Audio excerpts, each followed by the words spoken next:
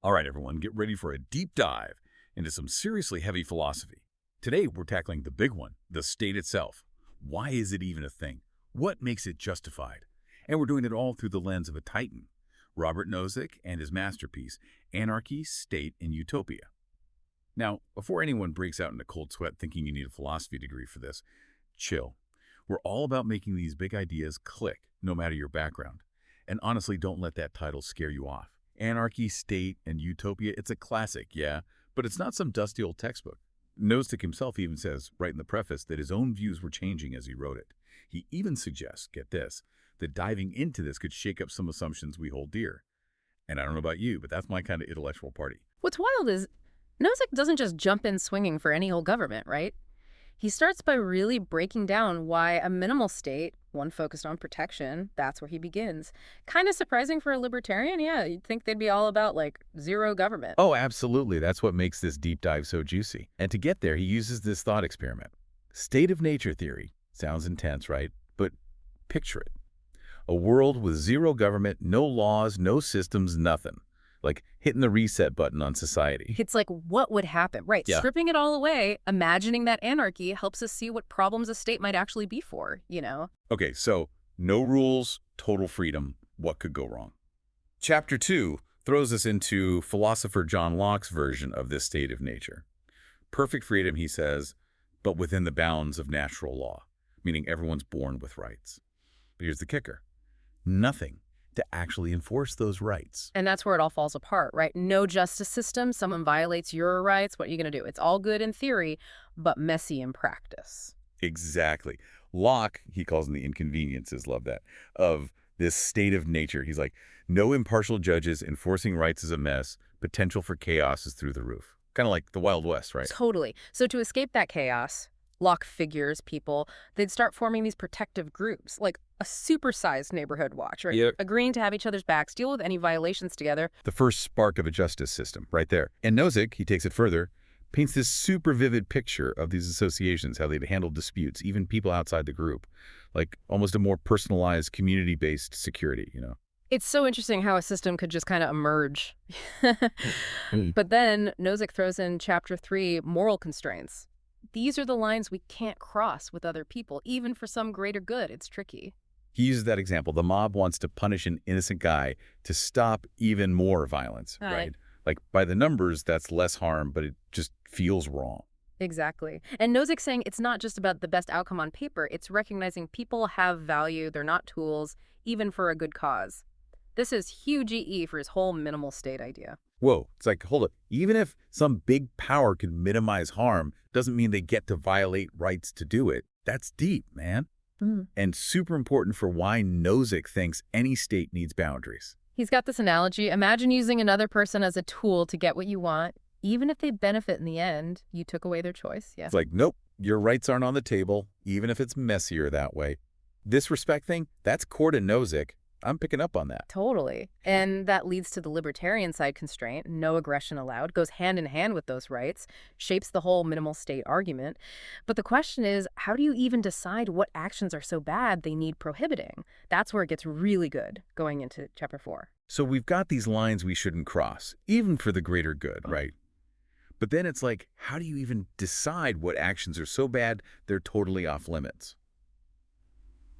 That's where Chapter 4 gets juicy with this whole compensation thing. Nozick, he throws out this curveball. What if he's like, we just let people do whatever as long as they pay for the harm they cause? Kind of wild, right? Like, if you could just pay someone for, I don't know, breaking their arm, stealing their stuff, would it even be wrong then? Well, hold up. That's getting deep fast. Sounds like as long as your pockets are deep enough, anything goes. But Nozick's not actually saying that, right? Right. He's not advocating for that free-for-all. He's saying even if everything had a price, that system's got issues. It's not that simple. Okay, yeah, makes sense. It can't just be about the money. Exactly. For one thing, think about it. The rich could just buy their way out of anything, right? It'd be totally unfair. Plus, it might even make people more reckless, like, if I screw up, I'll just pay 'em off. And practically speaking, how do you even put a price on some things? How do you make up for certain harms? If you can't put a price on everything, right? Like, even if you got the cash, there's still the fear, the feeling of being violated that lingers. Nozick's got this killer example. Imagine someone, they keep breaking your arm, but they pay you each time. Would you feel okay with that? Right, exactly. It really highlights how some things, you can't just slap a Band-Aid of cash on it. That fear, the violation, it's real. Nozick says that's why some things have to be prohibited, not just like open for bids. It's not just about fixing the damage after, it's about stopping it from happening in the first place.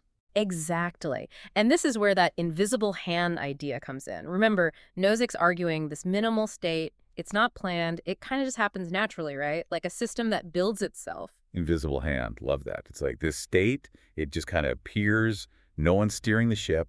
That's exactly how he sees it. Imagine a bunch of these protection agencies all competing. People start choosing the one that actually protects them best, right? The more reliable one gets bigger, stronger, just because it works. So it's not about being the biggest bully, it's about being the best protector. Yeah. And people notice. Exactly. They're offering better security, better justice. It's a no-brainer for people. They give up some of their own power to enforce their own rights because, hey, the system, it works. It's wild how this top dog just kind of emerges. No one planned it that way.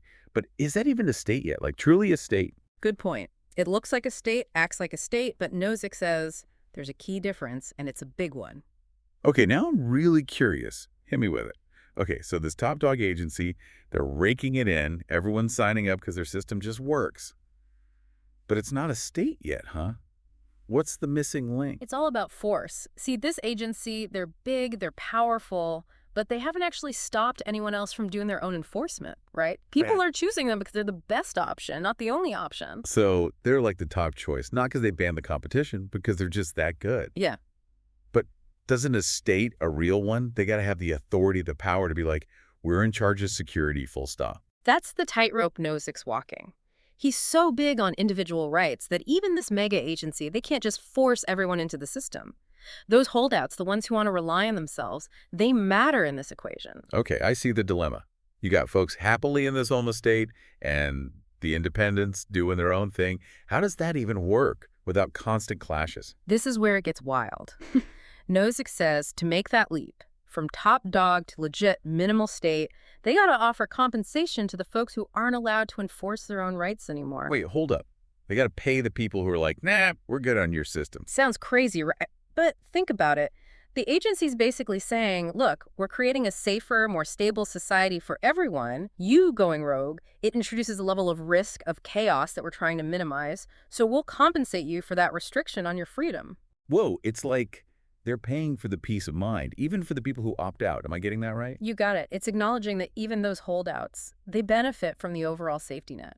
It's subtle, but it's huge, because it means the minimal state isn't just steamrolling anyone's rights. There's a reason and a recompense. Talk about next level thinking. Okay, so by paying those independents, this agency, they level up, become the real deal.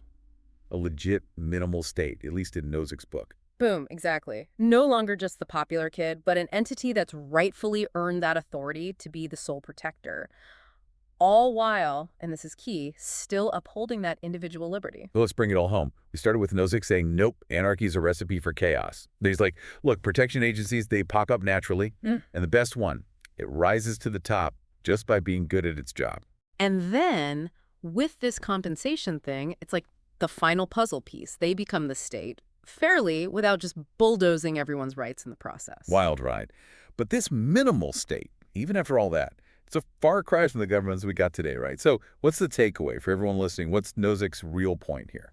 He's making us rethink the whole foundation of government. Even if you're all about individual freedom, he's arguing, a minimal state, it's not just, okay, it kind of has to happen for people to protect those rights effectively. It's like he draws this line, saying this far and no further.